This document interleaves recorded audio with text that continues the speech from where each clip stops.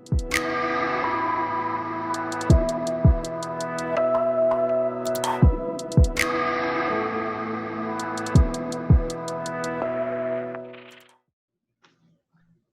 right, good morning. I'm here. This is Scott Fell with the Understanding Project. I'm here with Cameron Arnett, and we're going to talk a little bit about the project and a few the topics that we're covering. Good morning, Cameron. Good morning. How are you, man? I'm doing well. Can you just kind of start out by telling us a little bit about yourself?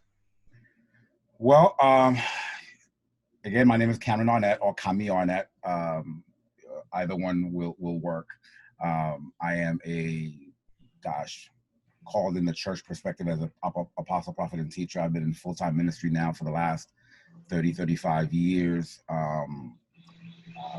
Now I'm mainly moving from the platform of arts and entertainment. I've been back in the film realm since 2013. Way back from when I was in California, and been doing Christian films now.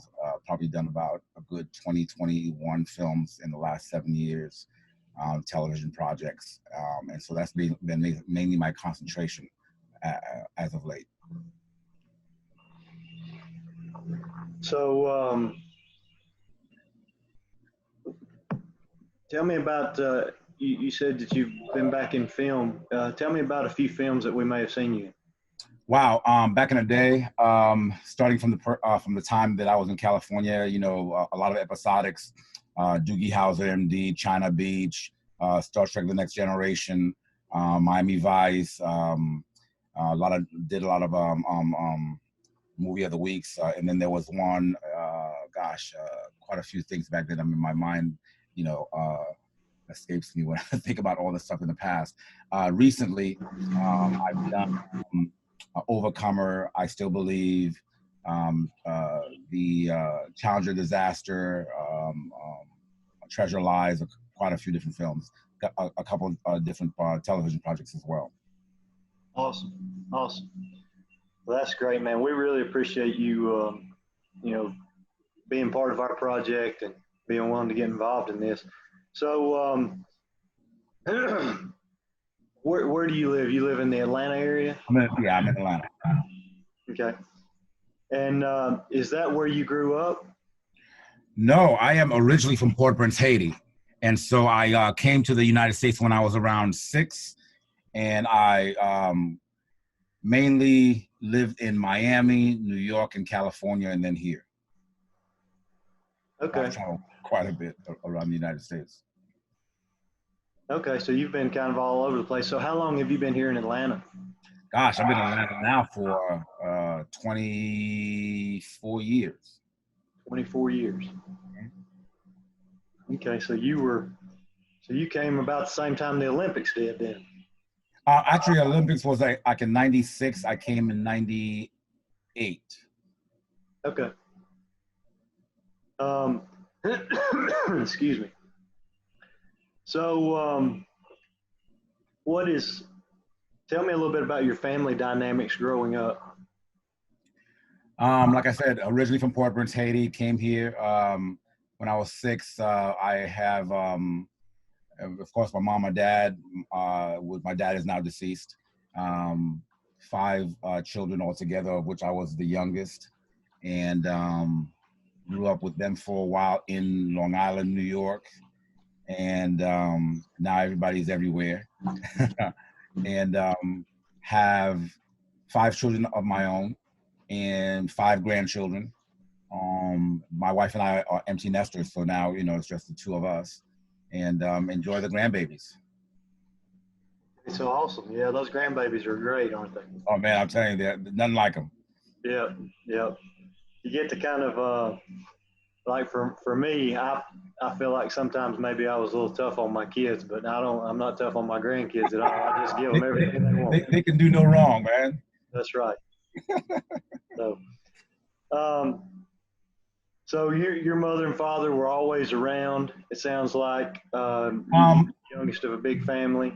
Yeah, we, always around to a certain point. My mom and my dad got divorced when I was around 8. So I, from before then, of course, always together. And when I was around 21 is when my father died. And but my mom has always been a very, very strong influence, godly woman, determined. I learned my determination and my stick-to-itiveness, courage, compassion, also from her. Still a very huge part of my life. She's here in Atlanta as well, and yeah, I believe in my up until 8. The family was all together, so we had all 5 of us in the same house as far as the children were concerned. Um, and it wasn't until then that things kind of dissipated and moved in different directions. Okay, so you mentioned you described your mother as a godly woman, so it sounds like um, your mother and her relationship with God and that had a great influence on you. Yeah, always did and still does. There are lessons that I learned early from her, whether I applied them or not. There are lessons that I remember receiving from her, and as a matter of fact, she kind of raised me in and out of the book of Proverbs since I was a kid.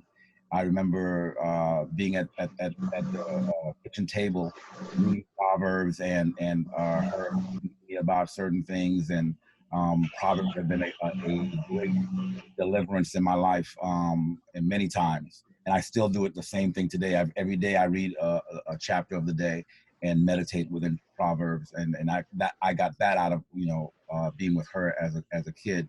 And right now, I think, man, her wisdom, at the age in which she is now, she's 84, and the simplicity and clarity of wisdom as to uh, that helps me look ahead and helps me understand things that will be important, things that should be important now in my preparation for them, those kind of things. Still a great source of inspiration for me. Awesome. Yeah. So I'm assuming with the influence of your mother and God in your life, that for the most part you kind of coming up stayed out of trouble and that type of stuff. Yeah, I mean, my upbringing and my life was pretty much void of what we call the major troubles of life. I mean, again, I was still a kid. I'm still human, still doing stupid stuff as a youth, but not to the level of some of my friends, some of the people that I knew. Right. It kept me, there was always a godly fear of not crossing that line, not crossing that line, not crossing that line. That kept me away from a lot of the pitfalls that I saw my acquaintances, I would have to say, go through. I mean, there are people that I know that ended up in jail. There are people that I know that ended up dead. There are people that I know that just wrecked their lives. And as a matter of fact, I'll give you an example of my mother's determination. When I was in, it must have been maybe junior high. They call them different things these days, middle school and all that kind of stuff. But it must have been like junior high that we lived in Brooklyn, New York, and I was walking back and forth from home, schooling, and I got approached by a gang. They wanted me to join the gang, and my mother wouldn't have it, of course, and not to say that I wanted it either, but the decision that she made, she got a job in Long Island, and from Brooklyn to Long Island, that's a trek. She got a job in Long Island and would take me to school in Long Island, in order for me not to have that life in Brooklyn. And we hadn't moved to Long Island at that point. It was just, like I said, in Brooklyn. And at a certain point in time, I ended up having to live with a family in Long Island throughout the week. and would only go home on weekends, just not to go and have that kind of a life, just to escape that life. And so those are the decisions that she made that made a path for me not to, that I have cousins that, you know, lived in Brooklyn and stayed in Brooklyn and got hard. And I never experienced that kind of life because of the decision my mother made for me and protecting me and my future. You know, of course, at the time you're dealing with, you know, what kid wants to be away from their home for a whole week just to go to school. But that's I'm grateful for that. And I look back at that, I'm like, that was a huge determining factor as to where I am today and what colored the rest of my life in a path of not being destructive and it not heading towards destruction, you know. So That's awesome. I mean, what a wise woman to make that decision and make it so quickly. Yeah, she made those sacrifices, man, and I thank God for her. That's awesome. So I assume that you know, you said that you still today read a chapter of Proverbs. Is that something that you've instilled in your children as well? Oh yeah, definitely so. These are things that I've you know, again, you do it as a model, you know, you do it as a teaching, a training. Again, like I said, I've been in pulpit ministry now for the last 20 years. Well, I was in pulpit ministry for the last 20 something years. Up until recently has that changed into more of a traveling and teaching ministry, while acting and everything else.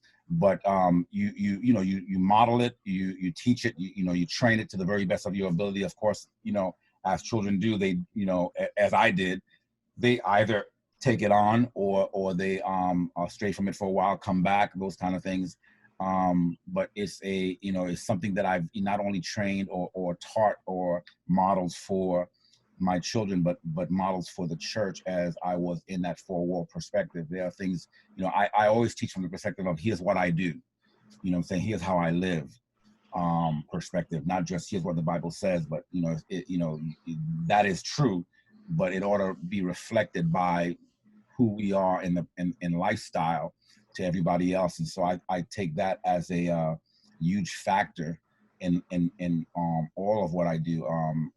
One of the things that God dealt with me, even when becoming a filmmaker, was not to put anything on screen that I wasn't living in life.